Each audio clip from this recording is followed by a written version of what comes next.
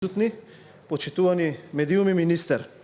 Внимателно го слушав вашето експозе за буџетот за 2021 година, кој го најавувате бомбастично како и сите мерки досега. Рековте дека овој буџет има три цели. Првата е поддршка за здравството, втората е поддршка за економијата, а третата е поддршката за системските реформи во правосудството и евроатлантските интеграции. Исто така рековте дека е буџет за брз економски рестарт. Реков дека ќе се служам од самиот старт со факти и бројки комуницирани од вас, до тоа ќе се држам и во оваа дискусија. Господине министер, не мислам како вас. Ова не е буџет што ќе ги исполни овие цели, туку напротив ова е буџет што дополнително ќе ја зголеми сиромаштијата и ќе ја втурне државата во уште поголема сиромаштија и безперспективност.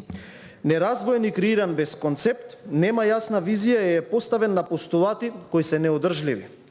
Креиран е стихино, без одржлива стратегија која е насочена кон реален развој на економијата. За жал, и пред да започне годината морам да констатирам дека ова е првата економска лага за 2021 година.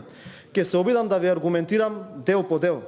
Прво, самата содржина ви е контрадикторна. Велите буџет за економска стабилност и забрзан раст, што едното со другото се концептуално спротиставени.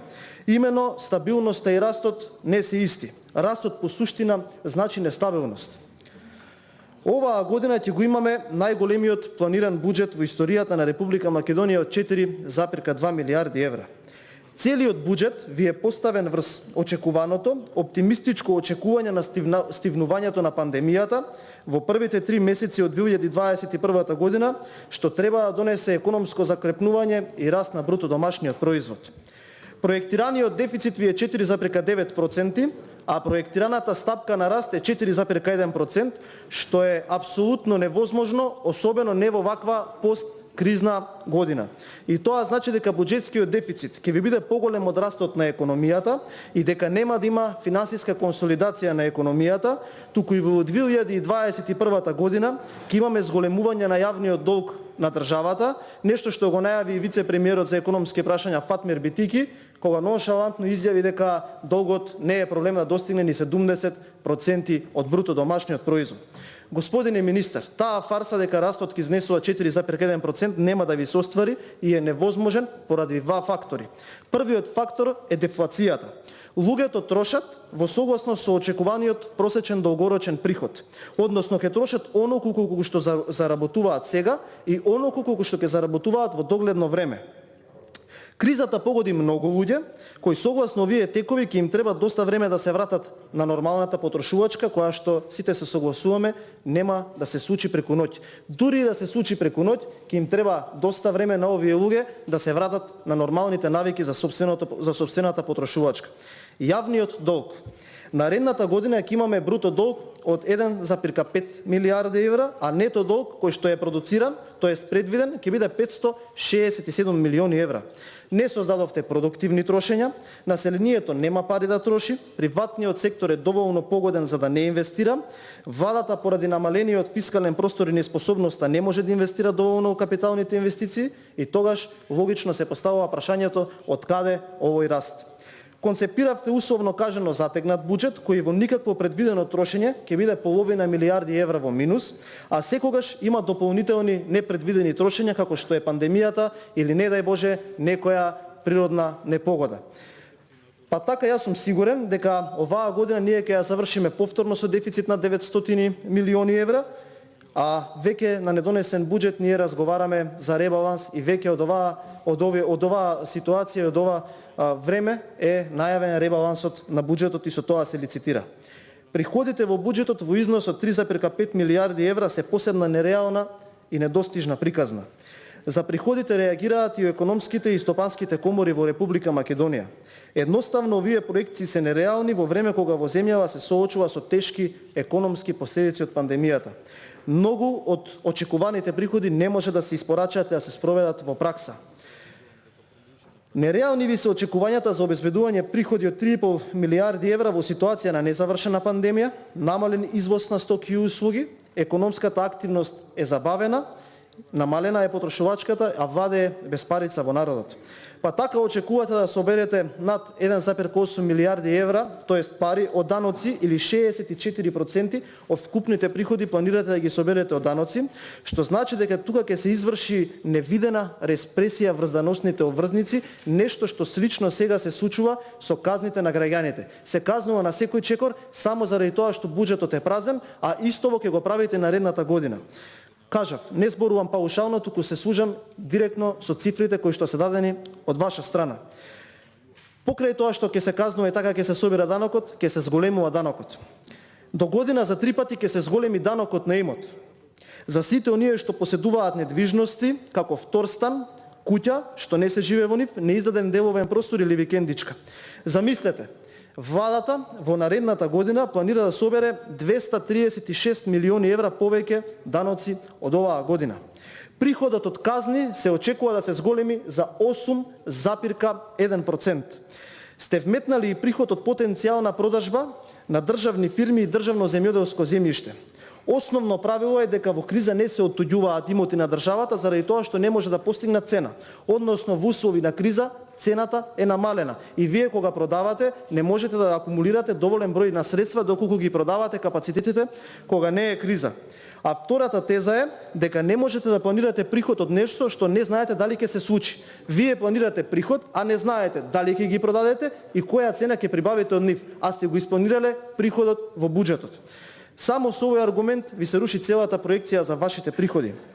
Во буџетот зголемена е ставката и за капитални инвестиции, и тоа не за 20% како што се најавува, затоа што таа бројка се комуницира во однос на вториот ребаланс, туку е намалена за 3,4% споредено со буџетот кој што беше донесен за 2020 година, односно намалена е за 820 милиони денари. Тоа е помалку за 15 милиони евра за буџетот за 2020 година. Замолувам да не се манипулира со бројки, затоа што има луѓе кои што ги разбираат. Слабата реализација на капиталните инвестиции изминативе 3 години се покажа како ограничувачки фактор за растот на економијата. Ова поведение има реперкусии пред се врз загубата на економскиот раст, но и врз обидите да се зголеми конкуренцијата на македонската економија. И тука не можете да се вадите на пандемијата, бидејќи проблемот е во потенцијалот за нивната реализација и слабиот техничко организацијски аспект на владата за да ги реализира. Прво, самото нивно планирање и реализација одат тешко. Имавме можност да видиме. Капиталните инвестиции намешто да бидат мотор кој што ќе ја влече македонската економија, тие се укотвен брод кој што не произведуваат никаква додадена вредност во македонската економија. Тоа што имаме буџет од 4 милиарди евра, значи дека ние во апсолутна цифра мораме да имаме повеќе пари за капитални инвестиции, а не да ги намалуваме. Исклучително е важно капиталните инвестиции согласно препораките на сите меѓународни институции, кои што заедно со дигитализацијата и странските директни инвестиции се единствените контрибутори кои што може да ја извадат Македонија од економското фијаско во кое што е западната. Но за жал тоа што е наведено во буџетот, морам да констатирам дека се работи за капитални инвестиции и проекти кои што се внесуваат неколку години, а кои што за волја на вистината треба да бидеме искрени да кажеме дека тоа се проекти кои што стојат таму уште од времето од владите на ВМРО ДПМН, кои што ради неспособности овие аспекти кои што ги кажав, или стојат таму, или не се започнати, или се закочени. Така да клиничкиот центар во Ѓорче Петров веќе е ветување кое што полека се заборава. Ставката за капитални инвестиции се користи само за да се намали притисокот од јавноста и од стручната фела, а веќе во првиот ребаланс оваа ставка сите знаеме согласно искуството дека ќе биде намалена за да се креира тој така наречен 5 и 6 пакет, согласно искуството до оваа година, некаде ќе стаса пред локалните избори. Странските директни инвестиции се сосема друга приказна. Секаде во светот тие се бараат и се креираат услови за нивно носење. Ке земам примерот Франција. Председателот Емануел Макрон директно телефонски се вклучи да убеди странски директни инвестиции да инвестираат во Франција. Направија план кој што се вика Франс Ребут, кој што тежи 100 милиарди евра за привлекување на странски директни инвестиции. И погодете што? Зоран Заев и генијалците кои што ја оправуваат македонската економија и тука кратат средства. Ако единствените начини вие да се извадите од ова фијаско е да инвестирате во капитални инвестиции, во странски директни инвестиции и во дигитализација, во Република Македонија овие финансиски гении сите три ставки ги кратат. Да, па и не бев далеко од тоа што го кажав.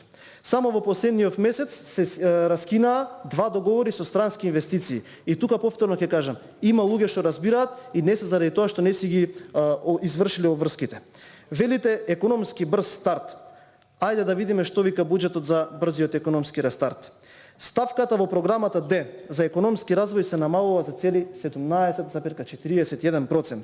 Ставката во програмата Д5 за привлекување на странските директни инвестиции во слободните економски зони се намалува за цели 38,67% или 563 милиони денари помалку. А ставката во програмата Д4 за економска промоција се намалува за цели 37,50%. Еве, драги колеги и почитувана јавност, уште една розева лагана дело. За животната средина намалени се средствата во износ од 93 милиони денари, помалку, односно 9,5% од првично планираниот буџет за 2020 година. Во програмата С за унапредување на животната средина намалени се 6,7% или 21 милион помалку, а во категоријата за аерозагадување има 20 милиони денари помалку. Земјоделците ќе се соочат со една од потешките години, заради тоа што во Министерството за земјоделие и во Агенцијата за финансиска поддршка за земјоделците се случува брутално кратење. Господине министер, вие велите дека еден од приоритетите во новиот буџет е правосудството. Ајде да видиме низ бројките. Имено во судството сте предвиделе 6,7% помалку од планираниот буџет за 2020 година или 243 милиони денари помалку. За јавното обвинителство сте предвиделе 8,4% или 80 милиони денари помалку. Ама тука веројатно сте мислеле дека ќе ставите приоритет кога сте ја планирале ставката за привремени вработување во Министерството за правда, која што сте ја зголемиле за фантастични 190%. Воедно, најмало учество во вкупните расходи по владините програми има јакнење на владењето на правото со 0,01%. Замислете, ако ова е приоритет, тогаш какви се ставките што не се приоритет? Велите приоритет си евроатлантските интеграции. Ајде да видиме во Министерството за надворешни работи каква е таа приоритизација. За испомош на дипломатските конзуларни представништва ставката имате намалена за 100%. За иселеништвото намалена ставка 63%. За интеграција во НАТО сте ја намалиле за 50%, ама за привремени вработувања сте ја зголемиле за 211%. Веројатно и ова е приоритет. Она што е факт е дека парите се трошат недомаќински за вдомување на партиски војници, за заситување на бизнис интереси, за купување избори и за лично богатство. Тоа што недомаќински се трошат парите и што се стеснува фискалниот простор, ни го намалува маневарот и здравствените мерки кои што треба да се превземат. На Македонија е повеќе од потребно полициски час. Едноставно е нелогично вие да имате полициски час на 20 заболени, а да немате полициски час со илјадници заболени на ден. Ама знаете ли зошто немаме полициски час и зошто имаме ваква ескалација? Заради тоа што оваа држава нема пари да го поднесе тоа. Согласно германскиот модел, експерти имаат пресметано дека полициски час би ја чинел Република Македонија 11 милиони евра месечно. Ние тие пари ги немаме. Зошто? Затоа што вака се располага со државниот имот. Само во Грција за локдаунот кој што ќе го спречи ширењето на болеста, грчката држава интервенираше со 3,3 милијарди евра. До кое дереđe сме дојдени кога ваквата фискална политика не доведува во опасност нас и нашите животи само заради тоа што државата нема пари да го помогне здравството на овој начин. Ставката за плати на доместоци за 2021 година е за над 24,5 милиони евра поголема од годинава. Ке се потрошат близу 6 милиони евра повеќе за патни трошоци за дневници. За грејење, мобилни телефони и превоз, владата на СДСМ и Заев ке потроши 12 милиони евра повеќе од лани. За договорни услуги ке се потрошат 72 милиони евра повеќе од 2020 година. Оваа година се зголемуваат и ставките за привремени вработувања за 21% и набавката за нови возила. И со оглед на тоа дека знам дека ќе се обидете да ја испревртите оваа теза, декларативно ќе ви набројам каде има зголемување по институции и поставки. Председателот Стево Пендаровски ќе потроши 1 милион за набавка на нови возила. Ставка 486. Владата на Република Македонија ја зголемува ставката 427 привремени за вработувања за 19%. Министерството за политички системи ја зголемува ставката 483 купување мебел за 200%. Министерството за надворешни работи ја зголемува ставката 427 привремени вработувања за 211%.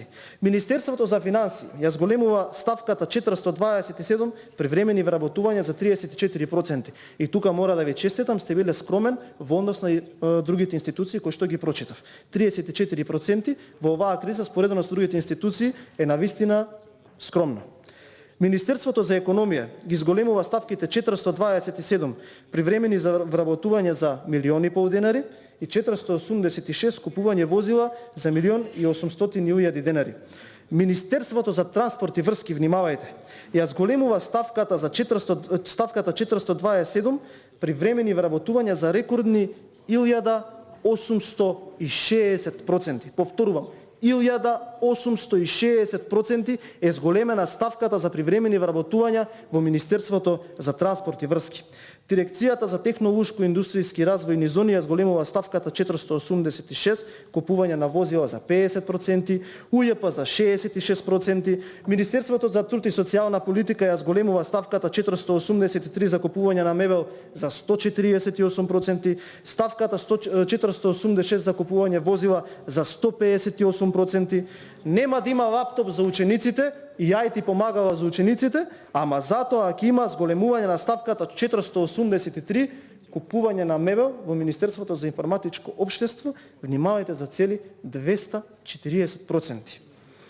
Луѓе умираат по ходници, за брза помош ќе се бараат донации на Facebook, здравствените работници ќе се борат говорејќи со вирусот, 50.000 луѓе ќе останат без работа, безброј ученици не следат настава заради тоа што немаат услови, фирми едва врзуваат крај со крај, сиромаштијата галопирачки расте, бројот на бездомници е зголемен за цели 50%, а елитата на СДСМ дури и во време на луксус не се откажува од така наречените привилегии. Почитувани, ВМРО ДПМН, како и во ребалансот, и сега ќе учествува во оваа расправа за буџетот со цел и со желба да се помогне. Поднесовме како партија 390 амандмани, а заедно со другите опозициони парламентарни партии имаме над 500. Во тие амандмани се водевме по 3 приоритети.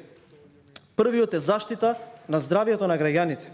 Вториот е вистинско стимулирање на економијата преку капиталните инвестиции. И третото е заштитата на населението од аерозагадувањето и заштитата на животната средина. Секој од овие амандмани произлегува од комуникација со гласачите, во комуникација со граѓаните и во комуникација со стричните лица, фели, комисии или комори кои што ги работат овие работи. Сметам дека е многу поприоритетно да набавиме 50 амбулантни возила за потребите на медицинскиот персонал, од тоа да потрошиме 1 милион денари за набавка на возило на Стево Пендаровски. Многу е поважно да ги направиме ПЦР тестовите бесплатни, отколку тоа да се вработат партиски војници во Министерството за надворешни работи или во Министерството за транспорт и врски. Ве повикувам тука, ајде да се охрабриме, да собереме сила и да обезбедиме средства низам аманската расправа за сите оние невработени здравствени работници, за да можат веќе веднаш да се вклучат во борбата против невидливиот непријател. Сметам дека тоа е многу поприоритетно отколку сите овие ставки што ги набројав, што ги кажав бројките, да се реализираат. Тие луѓе сега им се најпотребни и на народот и на нашата држава. Се надевам дека мнозинството ќе се охрабри, дека ќе дискутира со нас, дека ќе аргументираме и дека ќе ги прифатат амандманите на ВМРО ДПМН и другите опозициони партии за доброто на Република Македонија. Ви благодарам. Благодарам на дискусијата. Значи, економијата и од аспект на убедување на политиките има разноликост. Значи, не е екзактна наука каде што една е вистината. Но убавото во цела ова е различноста на дискусиите и аргументите и фактите. Значи, од тој аспект јас секој збор внимателно го слушам. Значи, и ќе се обидеме преку аргументи да добиеме нешто што е најадекватно. Тоа што би сакал во некои работи што ги запишав, само ќе ги поентирам, па со оглед на времето ќе се обидам да одговорам нешто веројатно дополнително ќе се јавам. Прво беше укажувањето дека буџетот нема визија. Мислам дека тука сите ќе се слагаме дека ова е прв пат во собранието да покрај буџетот имаме една среднорочна рамка, значи 5-годишна рамка со проекции. И тоа во време кога најтешко е да се проектират работите. Но еве, не бегаме од таква одговорност, сакаме да се соочиме, затоа што главно е насоките што ги даваме тука, политиките и визијата каде сакаме да стигнеме. Значи, јасно исто е позиционирано и во мојот говор кажав дека сакаме со овој буџет да поддржиме политики кои ќе генерират дупло повисок раст. Ако во изминатите 10 години растот во просек е 2 и 2,5%, сакаме да постигнеме раст од 4 и 5%. Затоа што сметаме дека нашата економија, развојниот модел може да генерира таков раст и тоа да се чувствува во животниот стандард на граѓаните. Не само тоа, значи буџетот доаѓа со три дополнителни, значи среднорочни рамки. Тоа е стратегијата за среднорочен раст, за здравување и економски раст.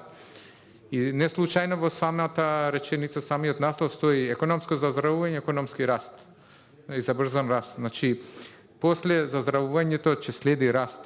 Тоа е идејата, ако имаме среднорочни и долгорочни добро дефинирани политики. Следно е финансиско консолидирање, фискално консолидирање. Мислам дека од 8,5 на 4,9 тоа е сериозно консолидирање само за една година.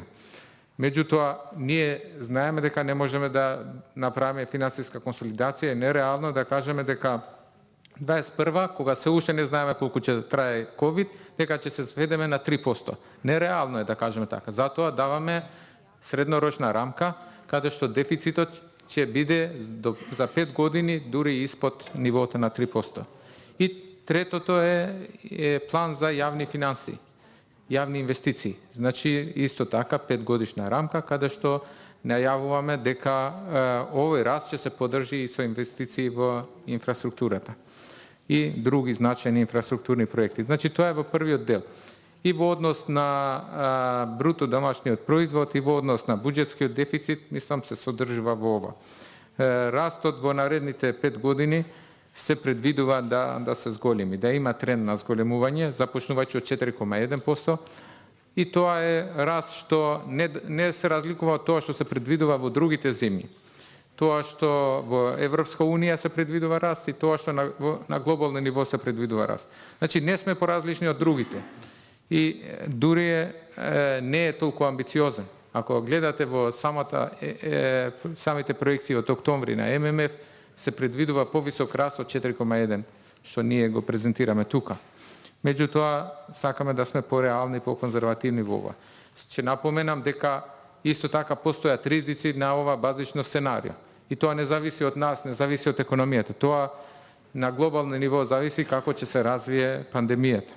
Не можеме да предвидуваме такво нешто, но тоа што може да предвидуваме е да претпоставиме дека базичното сценарио на светско ниво за пандемијата ќе важи и кај нас. Што се однесува на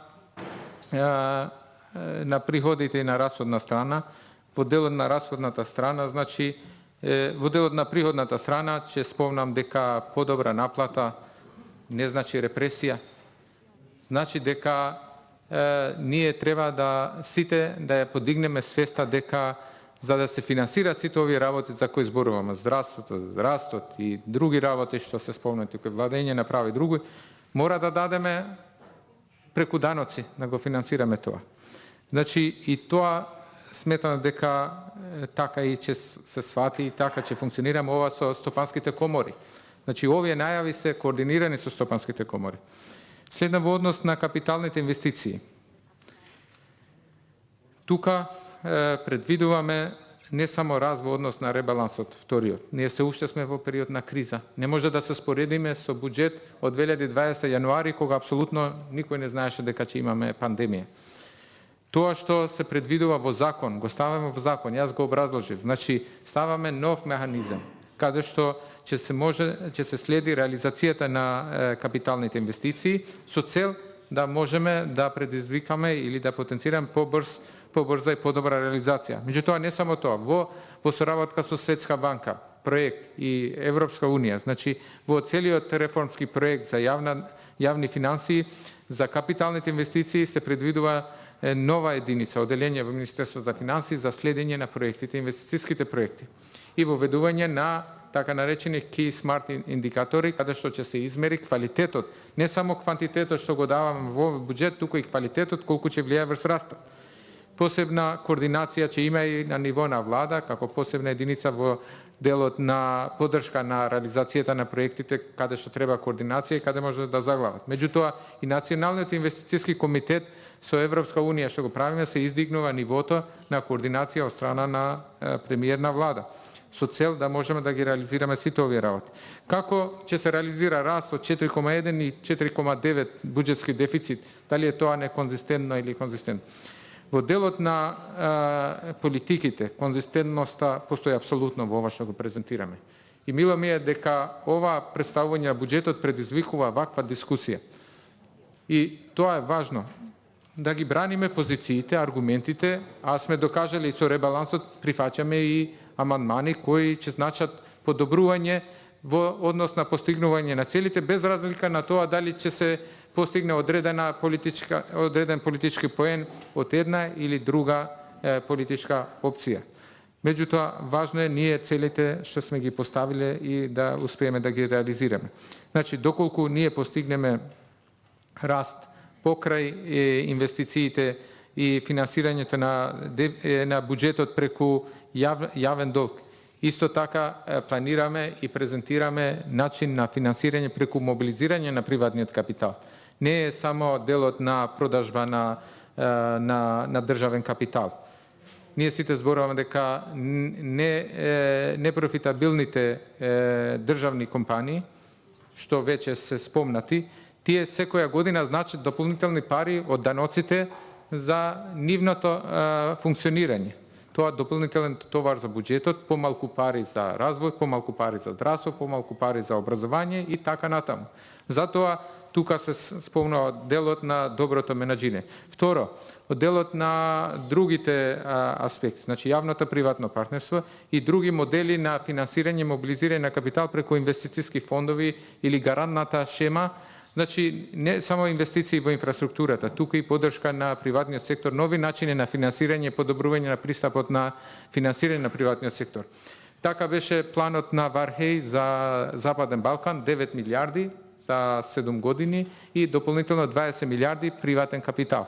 Исто така беше планот на Јункер при големата финансиска криза за поддршка на економијата во ЕУ, значи привлекување дополнително финансиски капитал од страна на приватниот сектор. Значи, целиот концепт нуди можност да се финансира развојот и растот, но не само со пари од буџет, не само со задолжување, затоа што веќе сме на такво ниво на задолженост, што сите знаеме дека на среден рок треба да имаме добра стратегија за фискална консолидација. И тоа го имате, почитувани пратеници, пред вас.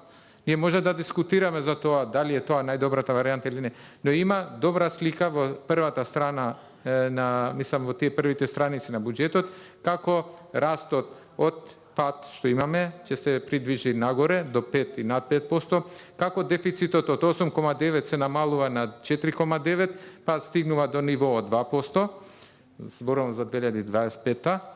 Ако сме здрави и живи, тоа ќе го потврдиме со бројки, доколку овие политики покажат успешност. И третото, во однос на јавниот долг, исто така, иако ќе има раст и зголемување во наредните години, за 2025 има тренд на намалување. Значи, тоа е раст кога зборуваме, тоа е кога зборуваме за заздравување на економијата, тоа е кога зборуваме за тоа на што мислиме кога зборуваме и за фискалната консолидација. Во однос на буџетот за здравство, во однос на буџетот за судство, 2020 судство 1,8 милиарда и 21 2 милиарди. Значи предвидени. Исто така во делот на поддршка на и кратењата што се во администрација и наведовте неколку примери за ставките за плати на доместоци, е делот на тековните трошоци. Тамо го спомнав и ќе го повторам. Во делот на тековните трошоци наредна година, покрај тоа што со НАТО врските што преизлегуваат, имаме попис на население, имаме локални избори. Тие исто така влегуваат трошоци што не се случуваат секоја година, но се типични за годината која доаѓа. Понатаму во делот на плати има назначување на амбасадори, има обврски за армијата, ангажирање, има во МВР, има еден дел што се прикажува за поддршка на економијата, како и во делот на поддршка на образовните центри за обука на човечки капитал, подготовка за пазарот на работна сила. Значи, тоа се регионалните центри кои до сега се финансирале преку блок дотации, од сега ќе се финансират преку буџет директно на централно ниво и влегуваат во делот на плати. Значи, има неколку работи и мене ми е мило што